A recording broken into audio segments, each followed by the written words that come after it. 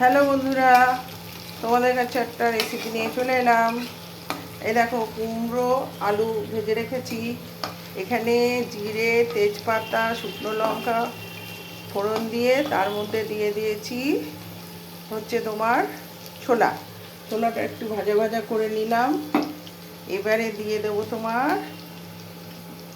আদা বাটা। আদাটা আমি বেটে নিই বলি। আদা বাটা, জিরে বাটা আর লাল লঙ্কা গুঁড়ো, মানে কাশ্মীরি লাল, আর হলুদ, এই দিয়ে এখন একটু কষাবো। কষিয়ে তার মধ্যে দেব হচ্ছে আলু। মশলাটা একটু কষিয়ে নিই। কেমন, এই দেখো মশলাটা কষে কষে এসেছে, জলটা চলে গেছে। এবারে আমি আলুগুলো দিয়ে দেবো। আলুগুলো দিয়ে বেশ করে মশলাটার সাথে মিলিয়ে নেব।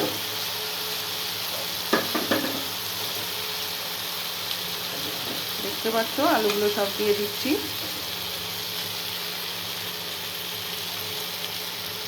এবারে এই যে মশলাটার সাথে মেশাবো।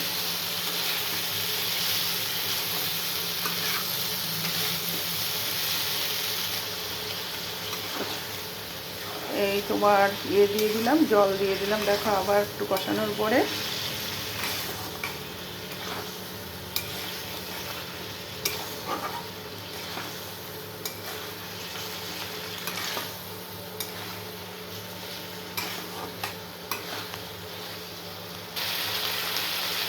এই যে নুন আর এই যে চিনিটা দিয়ে দিলাম।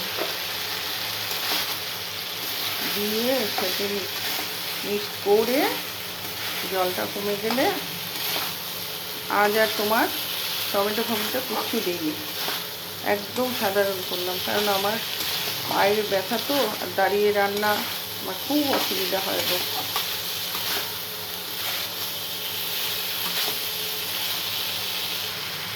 কুমড়োগুলো দিয়ে দিলাম, দেখতে পাচ্ছ। এইবারে কুমড়োগুলো দিয়ে এর সাথে মশলার সাথে মিশিয়ে জল দিয়ে দেবো। চলো, এবার দেখো, এই যে জল দিয়ে দিচ্ছি। প্রায় 50% কেন 90% আমার রান্না কমপ্লিট হয়েছে। কারণ হচ্ছে আমি সব ভেজে নিয়েছিলাম, তাই।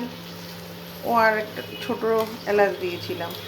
আমার গরম মশলাটা এবারে করা হয়নি, একটু কম এলেছে বলে আমি করিনি। কারণ আমি তো টেলে নিয়ে করি না, আমি তোমার একদম খালিটাকেই করি। সেই জন্যে এবারে ওই গরম মশলাটা করা হয়নি, দিতে একটু আমার অসুবিধা হয়ে যাচ্ছে। তাই ফোড়নে গোটা গরম মশলা দিচ্ছি, আর গরম মশলা দেওয়া হচ্ছে না। চলো একটু ঢাকা দিয়ে দিই, বলো, তাহলে একটু তাড়াতাড়ি ফুটে যাবে, তোমাদের দেখিয়ে আমি বন্ধ করে দিতে পারবো। এই ঢাকা দিয়ে দিলাম। এই দেখো, ফুটে গেছে না খুব ভালো মতন। এইভাবে কমপ্লিট। এবারে ঘি আর গরম মশলা দিতে হয় নামাবার আগে। অনেকেই ধনে পাতা দেয়, সত্যি কথা বলতে বিশেষ করে আমি জিরে ফোড়ন দিয়ে কোনোদিন ধনে পাতাটা দিই না। তাহলে টাটা, বাই বাই।